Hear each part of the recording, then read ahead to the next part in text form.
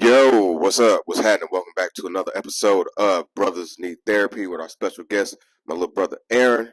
Uh, for this part two, we gonna get into life after divorce. So we are both divorced. I joked with my brother before. I was like, just imagine, like you wonder if what if we had that conversation when we were kids in the room talking about, hey, yo, just imagine when we're older, we're gonna get married and then we're gonna get divorced, and then we both gonna end up on child support. Like, it'd be Yeah, it crazy. was not on my bingo card. Right, right, right. So you were married for how long? So let's take it back for a minute. I'm trying not to go too long, but uh, I'll never forget. 'Cause our story is like I'm telling you, it's gonna be a movie one day. Like somebody gonna turn this into a movie. I hope we can do it somehow. Even if we got to use AI to do it. Right. But like literally everything mom and dad did, because we're 5 years apart. I'm 38. You're 43 now. Yep. And how much? All right. Basically, I'm trying to like not go too detailed, but you remember pretty much when you flunked out at Mizzou and came back, and it's crazy to even when they would say flunk out. Technically, you just had a rough first semester that everybody has. Right. But the way mom and dad made it, or at least mom made it feel like it was the end of the world. Right. But it's not. There's a lot of people that have bad grades their first semester because you partying. Like, anyway, so you came back home, and then I don't remember all the details. I remember you got married with we'll call her Mickey, your former wife. And anyway, I just know that was like a shift in our family because from that point on, and then yeah, you had two kids, ended up going to the military. Everything that mom and dad did was like, all right. And then I was getting in trouble a lot at Kirby, Right. from middle school. All them bad reports, detentions for stupid stuff. And dad was like, this seems like they're trying to build a criminal record on you. And, mom had one friend that sent her kids to private school. So pretty much every decision mom and dad was doing from that point on was like, we're going to try to make it so Aaron doesn't turn out, like his story doesn't turn out like his big brothers. We're going to make sure he at least goes to college and he finishes college. And, anyway, went to the private school, all that, ended up going off to Truman. And then, what I call her? I'll call her Katie. Yeah, Katie Kaboom. Katie, my former wife, who I met at Truman, threw a whole wrench in mom's plan. Because, yeah, freshman year, she was a senior. I was a freshman. I'm going to go into all the details of how we got together. But anyway, and I'm getting married my sophomore year. And I'll never forget, before I got married, I don't know what you were doing. I was back in St. Louis at our childhood home. What year was this when you get married? So I got married May 19, 2007. But you were home before that. Like I must have been on leave months before I went to Iraq. Yeah, you were home. I remember us both being in St. Louis for something. And I remember you coming, like we were in your room, and you were like, we almost got in a fight because you were like, don't get married, Aaron. Don't get married. And I was only 20 years old, couldn't even drink. And you're trying to warn me. And I was like, I'm not. And I was like, I'm not going to turn out like you. Don't worry. And then, fast forward, I'm having twice as many kids. Yeah, four. You had two, I had four. We got divorced. Both got divorced. I was married. We think we were married for the same amount of time. 11. Yeah. Legally was 11 years. It's wild because technically 01 to 2012, 11. Yeah. Katie and I are technically married 11 years as well because got married May 19, 2007, divorced January 17, 2018. So 11 years. It's weird. And so a lot of those years were where do I want to go from here? It's talking about life after divorce. Y'all had a lot of good years from the outside because your divorce was like what? Yeah, it threw a lot of people off because that's the thing you're not prepared for is the person that you are when you first get married ain't the person you change year to year. Yeah. It's almost really like, I like to think of marriage as like almost like a football contract. Yeah. Like, how in football, the contracts aren't really guaranteed.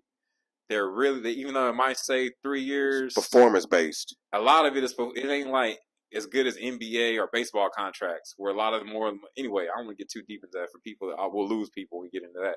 But yeah, it's like you could have all it takes. Yep, that's that one dude. He summed it up just right. I could have 364 good days out of a year, but all it takes is that one bad day to screw up all 364 days, and then all the years prior of all the success you had in your marriage and the ways you showed up and provide day in day out. You thought you were being a good husband or and a good father, and you realize like, oh, like like this whole time there was cracks and leaks in the foundation of your marriage. And like, cause you can kind of chime in. So Yeah, because it's like once you, man, when you get a hold of that punani, man, and then you get a hold of that punani, and the outside world is like telling you, hey, you let it go, this or whatever, and you're like, you don't understand what I got over here. But it's like more of the approach of like, I know y'all want to get married. I think I look back, my approach is like a little from a place of pain, man, because I was, I gone through 4 years of us couch surfing, because I got married. Like my story is wild because it's literally 9/11. Yeah, let me see, how was it? 9/11 happened on a Tuesday. I got married that following Wednesday. I got arrested that Thursday from trying to run from the cops, and then I got fired from my job that following Monday, and I had a kid and a wife, a kid on the way, a wife, and a new apartment we were supposed to move into. And then weren't getting support. Like we was getting more support from her side, but there wasn't a lot of support from like my side because like of course mom, felt like y'all I had a just lot more layers. You had the Jehovah Witness yeah the situation, Jehovah like because lad, we grew up Christian, and then he married a woman that was Jehovah Witness, so that was already but it's friction. like at the same And then the time, fight with old dude, the dad. oh yeah, but it's like look at to Her the dad. psychology of it is the fact that I I never really had like I had one high school girlfriend. Like I was a nerd, really wanted to get a lot of attention, and I just say Michelle because it's in the book. I Okay, already yeah, put it. cool. It don't matter. I'm And gonna say the name. All right, we cool, are. cool. I'm cool. Yeah, but she was the first one that really took a genuine interest in me, and so we had all that, and I wasn't. I was a crappy husband, man. I admit it. Like I Yeah, was not like even now years later I have to really watch myself because it's all like I know what traps I can fall back into if I don't, it's like being an addict. Like you got some addict behavior. But what was I going with that? But yeah, we just went through a lot. I did that cheating, and then it was like kind of if there was a shift like after we were couch surfing. Like she had two kids with two different dudes while we were still legally married. That first one I forgave her for because I was all like, all right, I did my thing. I know it's gonna look weird, but let's try to, because I wasn't ready to let go. Like we even no matter the fact that we were hurting each other, like it's just that thing that was like that different kind of love, and we had went through the trenches together. But like that second, we were already preparing for a divorce before the second one happened. But the second second one, child. second child. Yeah, But that was like, oh, you gonna pull that behind my back? Like, cause we were before we got back, we were gonna get divorced, um, like amicably, like work together on it. And then once she did that, I was like, nah, I'm cool. Got my lawyer. y'all already had y'all two together, and she had two. Yep. And so, but yeah, got that divorce, and like life after divorces, it was interesting because I was already kind of divorced anyways because we were only leading like together for 4 years and some change, and then out of the 11, so it was more of I was in Germany, I was in Colorado. We only lived together like briefly in Colorado, and I was pretty much living a whole separate life. Had girlfriends, had flings, was doing all kinds of things. So it was more of a probably a smoother transition of going in and getting back into the streets. I was like, well, I was doing it already. let me just get right back into it. But um, Yeah. yeah, and then I ended up. I think the one thing that really I ended up in a serious relationship about 2 years after the divorce. Sound like Helen? Yeah, with Helen, and we were. It was a serious. I thought I was gonna marry her, and I still had a lot of stuff that I had not worked on. Like I had once again coming back from war, getting out the army. I had a little bit of a drug problem, and I was dealing with a lot of PTSD because she would bring it up. She was like, every time I would go down to Alabama to hang with her and her family, she'd be like, "Why are you always like in the corner? Why you always want to be solitude?" And I'm learning later, like that was from what the war had. Because like I'm gonna land this plane real quick. But like you come back from war, and nobody prepared you for like they prepare you for war. They do a great, wonderful job, but they come back and you're like, figure it out. Like I remember my first trip after I got back from my first trip from Iraq. Michelle, she said we was in an argument, and she was like, "I wish you would have died over there." Little kid, I blacked out, and then when I'm coming, it's like that scene out of Dead Presidents, and I was like, I came to, and I'm strangling her, and I was like, I'm thankful God her sister came in and pulled me off her because I was like, I could have ended up in prison that day, and then so I was dealing with that, and then coming back from war after the second time, like I just didn't know how to. And it's like it's crazy because I'm still. It's like I've been home from war about 12 years, and I'm still trying to learn how to be a human again. It's all like, how do I navigate with people? How do I not stab on people? How do I take care of my mental health? So I had a woman at the time that really didn't understand how to like deal with that and relate to that and understand my pain. So eventually that relationship that ended up ending as well, and that spiraled me out. I handled that one probably way worse than I handled my divorce as far as my mental health because I was like I was out of it. Finally Yeah, got a touch of like what you feel like a real relationship. See, because for me, in high school, I had my little flings with just a couple chicks, whatever, and but I hadn't had actual sex, whatever, right? And then I only had one woman that I had sex with right before Tish, and so Tish was like technically my first true love, and yeah, the woman I ended up marrying at 20, and so like you don't have a lot of that. Like I always go back to that quote when she said she would look at all her cousins, right? They were in their 20s and wilding out and just living their lives that like normal 20-year-olds. Because 20s, this is part like 20s is your time. Teens and 20s is your time to like make mistakes, F up, yeah, and go out here and just live life, explore.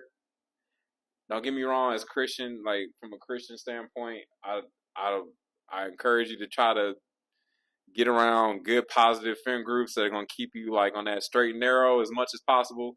But still, even then, like as a Christian person, you're gonna screw up. You're gonna go out here and you're not gonna get it perfect. And anyway, I didn't really have that time to like. Yeah, she would look at her cousins and they're living their lives, and she like Aaron over here, he's a lot. Yeah, it's more mature, and it's like, but that's because I signed up for that at a very early age, I didn't really know what I was signing up for. Mm-hmm. Like most people, when they get, our grandparents, the generations, they got married as teenagers, and they definitely didn't know what they were signing up for. But it was different back then. Like you were just what you just did.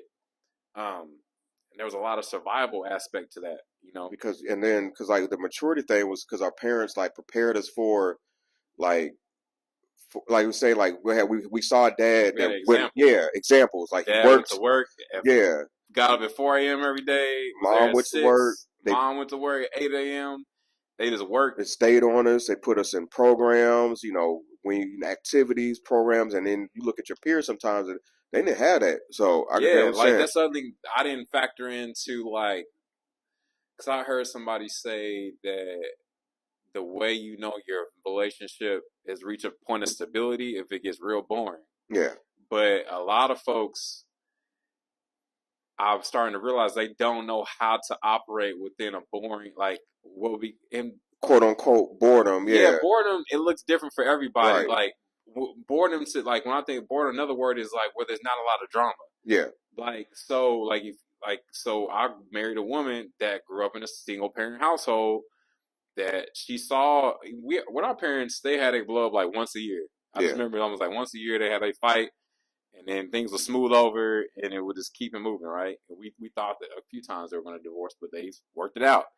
Um, and they would do things to at least try to work on their marriage. They would go on cruises and stuff, Yeah. and like they were at least trying. But like I married a woman who grew up in a home where her dad and her mom got divorced when she was like 6 years old.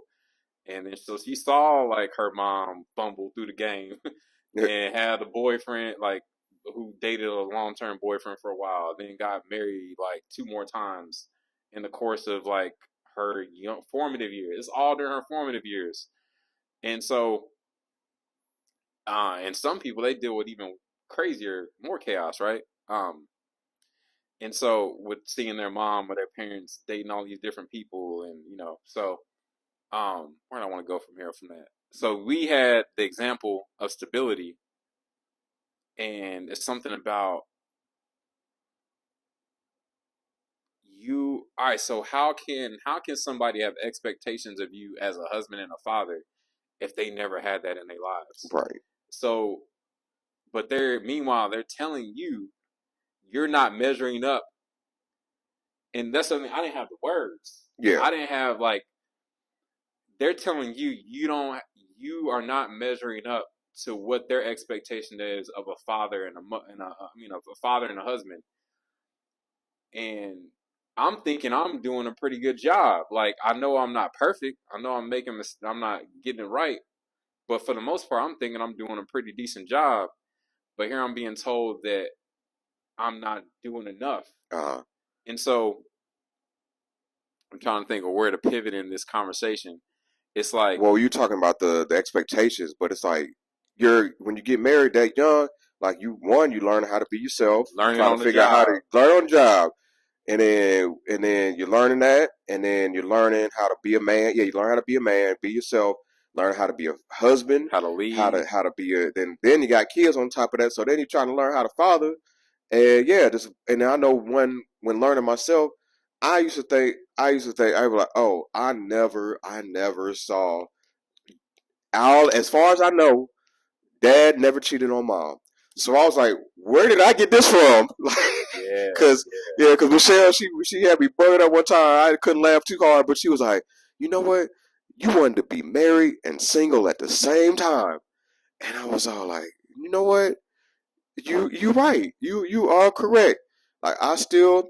I and but now it's like now so it was unhealthy in the fact that I was cheating, What and it she said, like what that's something to pause on. All right, finish what you about to say. okay, yeah, and it wasn't. I didn't have once again. I didn't have the vocab because, like, she told me she was like, and once again, reading these old emails, I'm like, oh, okay, like, she told me that like I could have dealt with the you being with other women, but it was the abuse that I could not deal with, and I'm like, okay, I respect that. So it's all like, yo, it's one of the things where how can I verbalize this because this thing that's in me, that's a part of me, and like make it in a relationship because I've had to even my current partner like I had to tell her like I don't my history of monogamy is I just don't like I said I'll be one peaceful but at the same time like I'll still be there'll be attraction there and there sometimes when I'm talking to other women there's something I'm like all right it could be something more but I'm gonna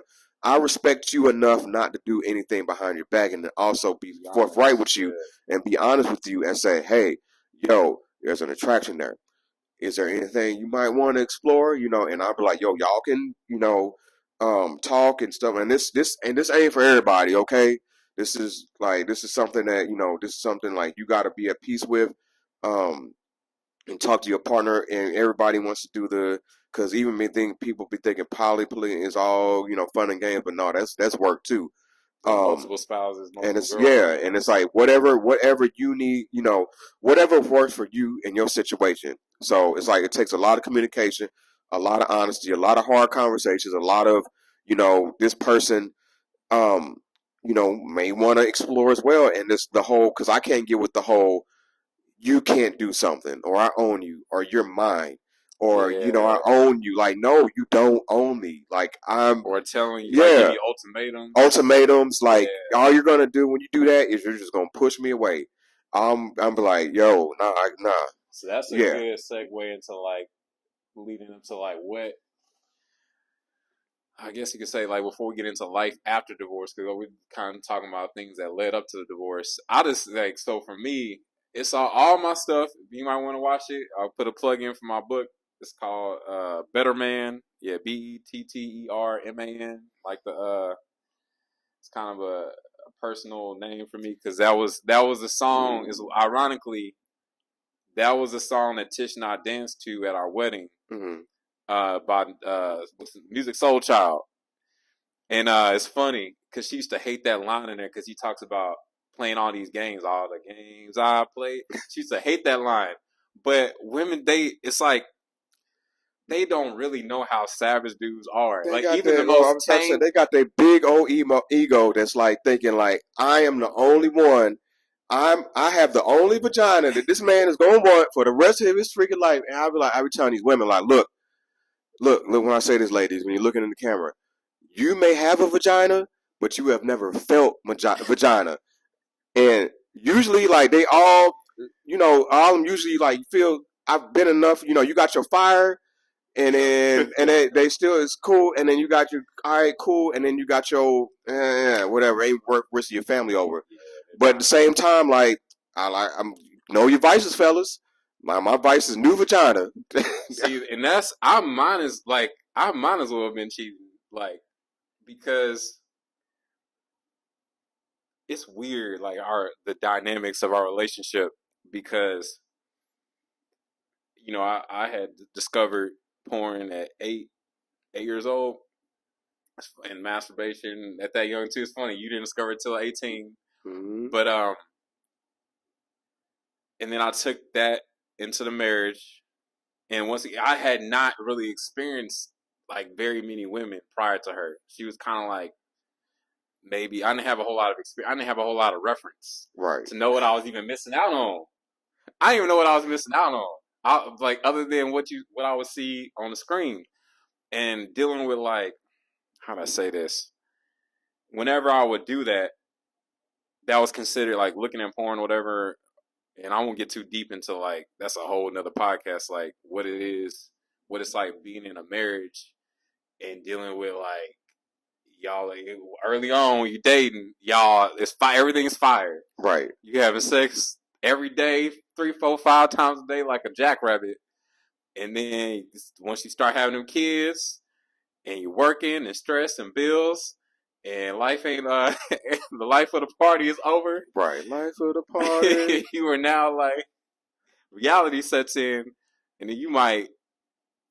Well, I'll say my caveat to that, and it's like I know somebody be thinking like, you still want to be messing around? It's like no, it's like that's why I enjoy the consistency of one person, but and it's all like my days are like trying to run the streets and all that. Like I'm good. Yeah, that gets old real fast. Gets old real quick.